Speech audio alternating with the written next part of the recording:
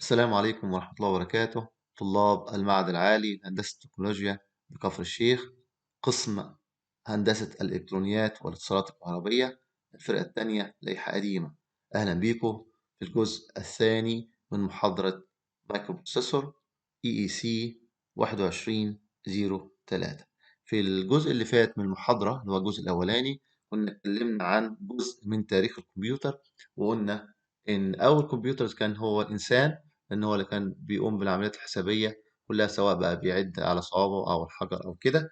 وبعد كده قلنا إن بدأ الإنسان يطور من بعض الأدوات اللي كانت يعني استخدمها مساعدته في إجراء حسابات يومية، وتكون بدقة أعلى من من الحسابات الإنسان يعني. فأول حاجة ظهرت، أول تول الإنسان استخدمها أو عملها كان الأباكوس. بعد كده سنة 1617 نيبير بون. بعد كده تشيكارد كالكوليتنج كلوك 1623. وبعد كده السلايد رول 1632. إن شاء الله في الجزء ده من المحاضرة هنكمل جزء من تاريخ الكمبيوتر. سنة 1642 باسكال ده في فرنسا.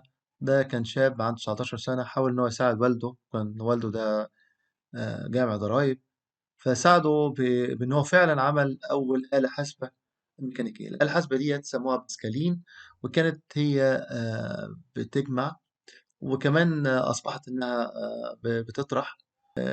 باسكال يعني عمل حوالي 50 نسخة من الآلة دي. كانت طبعا بالتأكيد في الفترة دي كانت غالية جدا، وكمان الاكيورسي بتاعتها ما كانتش عالية. بالنسبة للاديشن، هو يجمع كان امر ان انت مجرد التروس اللي موجودة دي كان بيحركها ناحية اليمين، وكانت بآلية معينة هتشوفها في فيديو. اما موضوع الطرح فكان يستلزم ان هو يحرك التروس للاتجاه العكسي. فهو ما استخدمش الموضوع بالطريقة دي، لكن استخدم تريك رياضي باستخدام الناينث كومبلمنت. هتشوف الكلام ده في الفيديو، وقدر فعلا ان هو يستخدم الآلة دي في عملية الجمع والطرح. Pascaline or Pascal's calculator. Pascaline was the world's first mechanical calculator invented by French mathematician and philosopher Blaise Pascal in 1642. There are input dials and output windows on the top of the Pascaline. Inside each of the dials, we can see a small drum with digits 0 to 9 written on it. Each drum has two rows of numbers, one below the other. Every time when an addition takes place, the top row of the output windows are covered with a horizontal slat. Through the bottom windows, you can see the results of the addition. The top row shows you ninth complement numbers, which helps you in doing subtraction. Each input dial is divided into 10 parts using spokes. In order to enter a digit, you need put a stylus into the middle of appropriate spokes. You need to rotate the spokes clockwise till the spokes you rotate reaches the metal indicator or fixed stop located at the bottom of the dials. Entering numbers consecutively in the dials displays their sum on the output windows. For example, if we want to add 38 plus 42, the first thing to do is entering the numbers 3 and 8 in the rightmost dials respectively, like this. Basically, this is the row of ones and this is the row of tens. I enter 3 in the tens place by putting the stylus in the appropriate place and rotating it clockwise until the fixed stop is reached. That will show the value 3 in the output window in the tens place. Same procedure is to be followed to enter 8 in the ones place.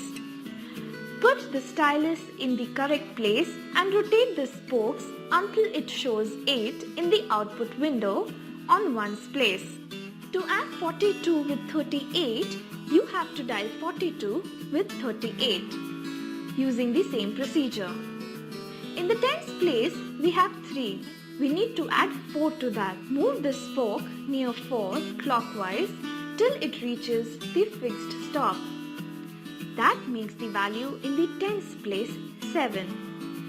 Now we need to add 2 in the ones place.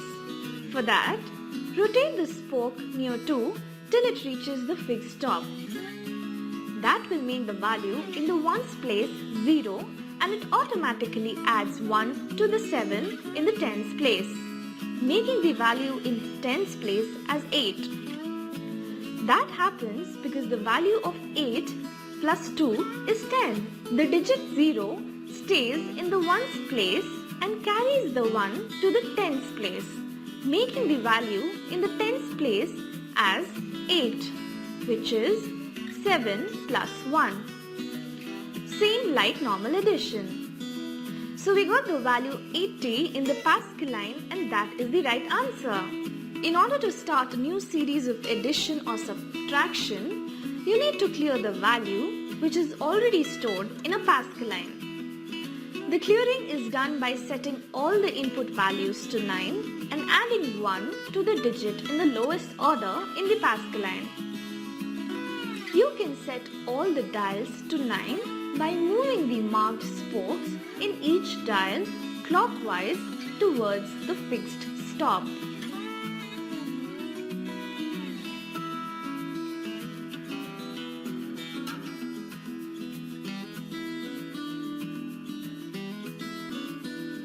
Adding 1 to the lowest order number actually causes a carry and sets all the output window values to 0. We can do subtraction with the Pascal's calculator by moving the horizontal slat to uncover the top row of output windows. That unveils a row of digits with the 9th complement values. If you want to subtract 50 from 80, you have to pull the slat down to unveil the 9's complements. Now, you have to enter the 9th complement of the minuend. Minuend is the number from which another number is to be subtracted. Here, the minuend is 80. If you don't remember the 9th complement of every number, don't worry. You can place the stylus in the middle of the specially marked spokes and rotate clockwise till it reaches the number you wish to enter. So we entered 80 in that manner. After entering 80 using the specially marked spokes in the Pascaline, we need to enter 50 in the normal way. When we enter 5 in the tens place, 3 is displayed in the output window. In ones place, we don't have to enter any number because the value to be entered in the ones place is 0. So the value in the ones place is 0 while subtracting 50 from 80. That displays the answer in the output windows, that is 30. Nous allons maintenant ouvrir la réplique de la Pascaline pour voir comment l'opération se fait. Donc on repart du 660 et on va voir comment s'opère donc l'addition des 60 comme on l'a fait tout à l'heure. Donc, on ouvre la platine de la Pascaline. Donc chaque inscripteur est relié à un engrenage dit engrenage moulin qui vient s'engrainer donc depuis sur le cylindre principal de transmission. Donc ici on retrouve les chiffres, les tambours, et qui tournent. Et donc, quand on retrouve notre 66 qui est là. Donc, si j'ajoute 1, on voit 67, 68, et là, on voit la petite masselotte qui monte, portée par la transmission. Et donc, 69, là, elle est tout en haut, et quand on va passer la dizaine, on voit le reporter qui tombe, donc, et là on est maintenant à 7 et 70. Je termine l'addition avec 2 et je retrouve mon 72 de tout à l'heure. Donc les inventions fondamentales de Blaise Pascal, c'est plusieurs choses. C'est la transmission, la masselotte qui permet le report des retenues, le petit mécanisme qui permet l'anti-retour, donc la rotation ne peut se faire que dans un seul sens, et elle permet aussi de bloquer l'affichage pour qu'un des chiffres soit en face des fenêtres. Et enfin, l'affichage donc du nombre qui donne le résultat de l'addition. En dessous, ce qu'on voit apparaître, c'est un affichage qui est inversé par rapport à l'addition et qui permet la soustraction par le complément à 9, mais ça, c'est une autre vidéo. Nous allons faire donc une addition avec cette réplique de Pascaline, de la machine de Blaise Pascal, qu'il a inventée entre 1642 et 1645. Donc on va ajouter 640 à 20 dans un premier temps. Donc je mets sur les 6 centaines le stylet, sur les 4 dizaines le stylet, et on a 640 en lecture directe sur l'affichage. Et maintenant on va rajouter 20, donc pour rajouter 20, je vais rajouter 2 dizaines, et on a 660 donc sur l'affichage en lecture directe. Supposons maintenant que je veuille rajouter à nouveau 60, donc je vais remettre le stylet sur 6 dizaines. Et là, on voit que 66 plus 6, ça fait 72, et donc on a bien un résultat de 720. Et l'invention principale de Blaise Pascal, c'est ce reporter qui a permis, donc, quand on est passé ici de 6 à 12, de reporter une centaine de plus pour faire le bon résultat, 720. بعد باسكال جه لايبنز واخترع آلة ميكانيكية برضه، آلة حاسبة ميكانيكية. والآلة الحاسبة الميكانيكية دي ما كانتش بتعتمد على التروس، كانت بتعتمد على الدرام اللي انتم شايفينها هنا معايا.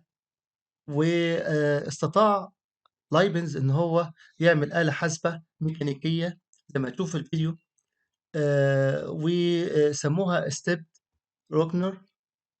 والآلة الحاسبة دي كانت عندها الإمكانية إنها تجمع وتضرب وتطرح وتقسم. والكلام ده بدأ بإن هو اخترع الدرام دي سنة 1673، وإن هو انتهى بالستيب روكنر سنة 1694. الجديد في الموضوع ده إن الآلة دي قعدت لغاية تقريبا السبعينات، يمكن أكتر.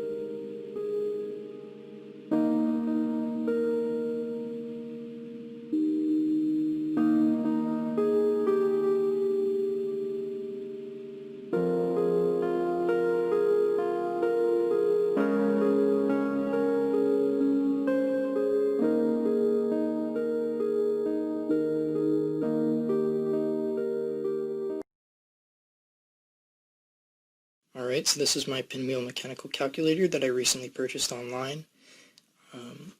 It's last produced in 1958, this particular model in Italy. And it's in fairly good condition considering it's at least 56 years old. So basically with mechanical calculators you have a few simple things for each model, and it's going to have an input counter, which is this one here. And you input numbers by turning these dials, and you can clear that with this little lever here. And down here you have your output, and over here you have your turn counter.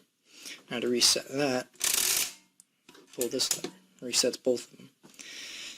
And whenever you start using it, you're going to want to move the center, the bottom display all the way to the left so that the first digit lines up with the first digit of the input. So to do that, you would use this little rocker back here, and you could do that, or it has a little release button here, and that lets you slide it yourself. But in most cases, you're going to want to use this, unless you're just opening it up. Now, how it works is pretty simple. You pull this lever out and rotate it clockwise to do addition and multiplication, and counterclockwise to do subtraction and division. So as you notice, every time I turn it, the turn counter goes up by 1. So I'll keep doing that, and it just keeps going up. But the input is 0, the output is going to be 0, because 0 plus 0 is 0. So I'm going to reset that, and let's do a basic addition. So 2 times 1 is 2, and 2 times 2 is 4. So basically what I did was 2 plus 2 equals 4, but at the same time it's multiplication because I'm using the same number over and over. If I were to do, 4 plus 25, we would get the answer 29. And when you're doing that, you would just disregard the turn counter because it doesn't matter how many times you turned in a addition problem. So I'm going to reset the calculator, and let's take a number like 25, add that to the bottom, and then clear that and subtract 3. So we'll go counterclockwise, and that subtracted 3 from 25, and we end up with 22. You could do much bigger numbers and it goes just as fast. Here, I'll enter a random number.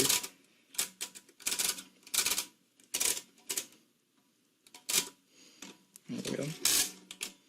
And it's a little louder when you do that, but it does add up just as fast as any other operation. So it's very fast and accurate, which is something that's really impressive for a totally mechanical design.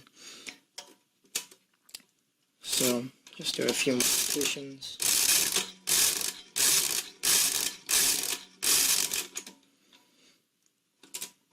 Could also do subtraction. It is a little harder to pull the lever when you do have a lot of numbers, but it's not too difficult. Alright, so I'm going to reset everything there. Oh, and another thing, this switch is basically a, not sure what to call it. It prevents the output from being erased when you do a clear. And you really only use that in division. And to show you an example of division, I'm going to do a big number just to show what it can do. So I want to divide this number, 3,164.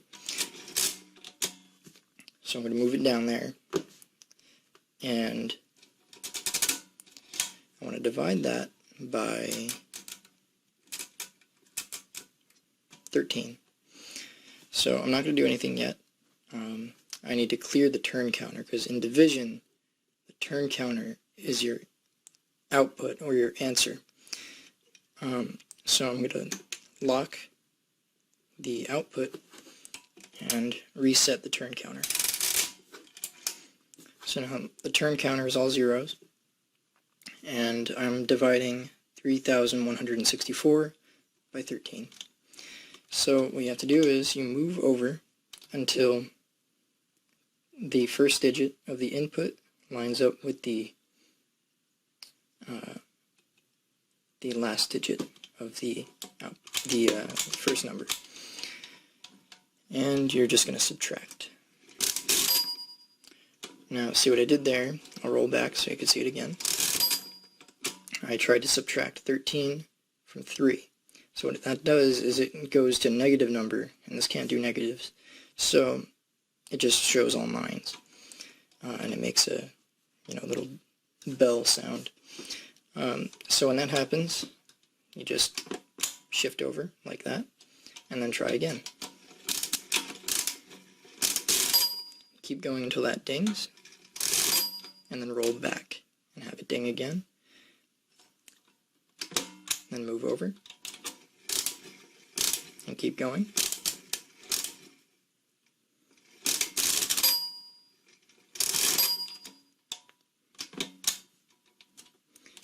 Then again.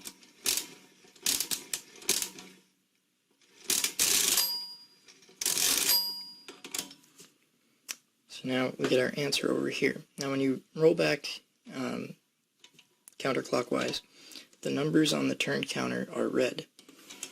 So I'm going to move it so you can see a little better. Maybe not. Yeah, there they are. 243 is our answer.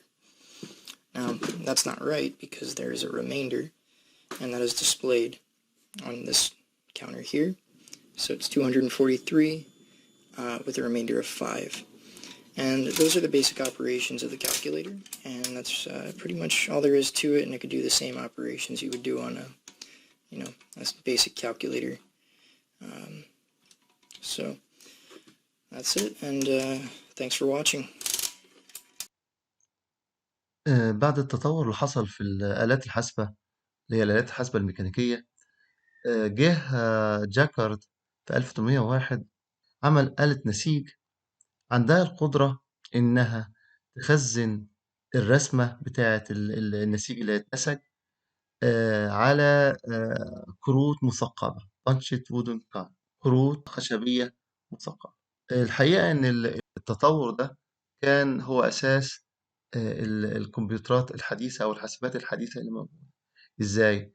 هو حط الكونسبت بتاع أو المفهوم بتاع الستورج اللي هو التخزين، ده واحد. والكونسبت التاني اللي هو وحدة المعالجة المركزية اللي هو المسؤول عن تنفيذ كل العمليات اللي المفروض تكون في الكمبيوتر. طب ازاي الكلام ده؟ وحدة المعالجة المركزية هي الآلة ذات نفسها، ووحدة التخزين هي البانشت كارد. والبانشت كارد كان هم زي ما قلت بيخزنوا عليها الرسمة بتاعة النسيج اللي هم عاوزين ينتجوه، وكان التخزين ده على شكل ثقوب. وهنشوف الكلام ده في السلايدز اللي جاية، وكمان في الفيديو اللي احنا هنعرضه. هنا دي الكروت المثقبة، وزي ما انتم شايفين دي كارت ورا كارت ومثقبة. والتثقيب ده هو طبعا بيقوم بيه واحد ماهر جدا، بحيث ان هو الرسمة اللي المفروض تطلع على النسيج تتحول إلى ثقوب زي ما انتم شايفين كده. طبعا بتاخد مراحل ان هو الراجل المصمم بتاع الرسمة او اللي بيسموها الباترن يبدأ يرسم الكلام ده على ورق، وبعد كده ينقل الرسمة بتاعته اللي هو الثقوب اللي هو حددها، ينقلها على الكروت ديت ويبدأ يثقبها.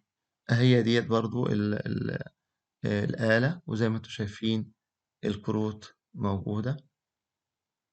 ده برضو رسمة للآلة، آلة النسيج ديت من الداخل. هنا عاملة واقفة على المكنة، وده برضو شكل تاني للكروت المثقبة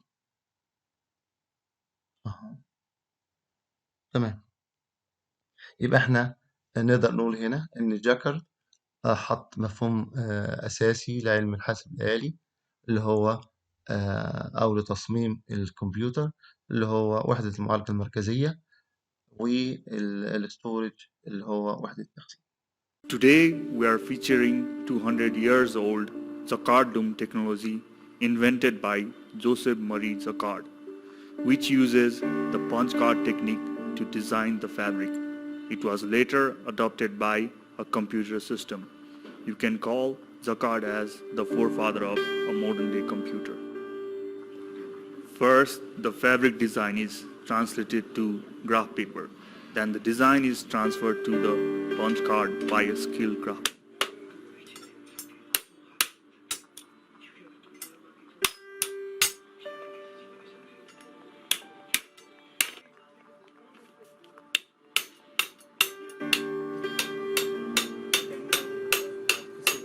Each punch card represents one row of pattern, and a series of punch cards are assembled to complete the design. Then this chain of punch card is attached to the Jacquard machine.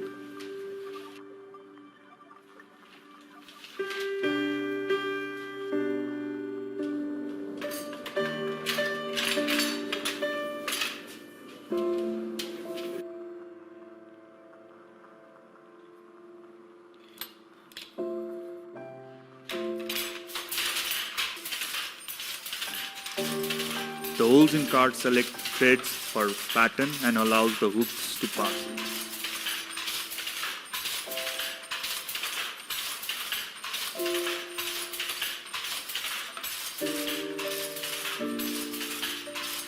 Lastly, the fabric is created by passing threads over and under using the shuttle.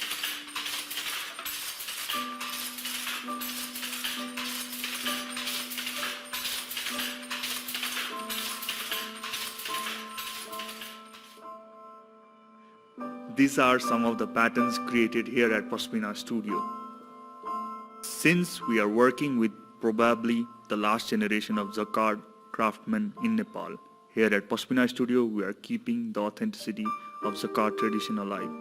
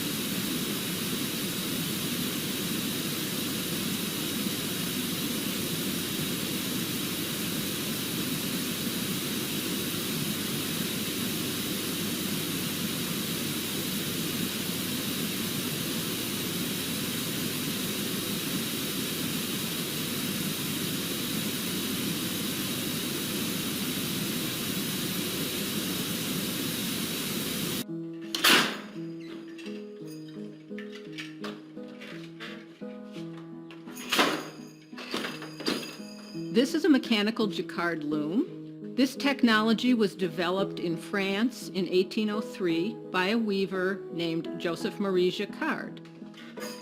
The key thing about this loom is that it controls every warp thread, the threads that go from the front to the back of the loom, individually. Because it can do that, the loom can create very complex, fancy patterns in the cloth more quickly and with greater accuracy than the technology available before this loom was developed. These cards are what carry the instructions that are read by the apparatus on the second floor that tells the loom what pattern to create. The holes in the cards are read by a series of pins up in the apparatus, and those holes tell the apparatus which threads down here should be raised for each pass of my shuttle across the warp. Some of you might recognize these cards as looking similar to computer punch cards. Back in the early days of computer technology, punch cards carried the instructions that told the early computers what kind of calculations to do. So this loom is the great-great-great-grandfather of the computer technology that we all use today, and that technology started with a machine that produces cloth. إلى الآن قدرنا نتعرف على جزء من تاريخ الكمبيوتر، ويمكن تلخيصه كده إن هو 4 مراحل. المرحلة الأولى الناس، الكمبيوترز كانوا هم الناس، وكان بيعد على صوابعهم والحصى وكده. المرحلة التانية الإنسان بدأ يخترع تولز زي الأباكوس والنيبيرز بون سنة 1617، التشيكرد كالكوليتنج كلوك 1623، والسلايد رول 1632. دي تاني مرحلة. طب تالت مرحلة كان إيه؟ اللي هم بدأوا يعملوا الميكانيكال كالكوليتورز اللي هو الآلات الحاسبة الميكانيكية، وده سنة 1642 تم إنتاج الباسكلين. سنة 1673 إلى 1694 الستيب روكنر. يبقى دي تالت مرحلة. رابع مرحلة ظهرت مع مين؟ مع جاكارد لوم، اللي هو لما عمل آلة النسيج بتاعته، وكانت دي يعني نقطة تحول أو وضع أسس لمفاهيم الكمبيوتر الحالية، واللي هي زي ما قلنا اللي هو حتة الستورج ووحدة المعالجة المركزية. والستورج كان في آلة النسيج بتاعة جاكارد اللي هي كانت البانشت كارد، والسي بي يو كانت الآلة ذات نفسها اللي بتقوم بعملية النسج. بعد كده هتقدر تعرف في المراحل اللي جاية هتقدر تعرف إن البانشت كارد تم استخدامها لفترات طويلة كذاكرة، طبعا باختلاف الماتيريال بتاعة الكارد ذات نفسه. طبعا جاكارد كان عاملها بالخشب معايا، ديت بدأت تتطور في العصر الحديث، أصبحت أو يعني في العصور الأولى من الكمبيوتر أصبحت ورق. فإن شاء الله رب العالمين في الجزء الثالث من المحاضرة هنبدأ نتعرف على إزاي بدأ تصنيع الكمبيوتر. شكرا جزيلا.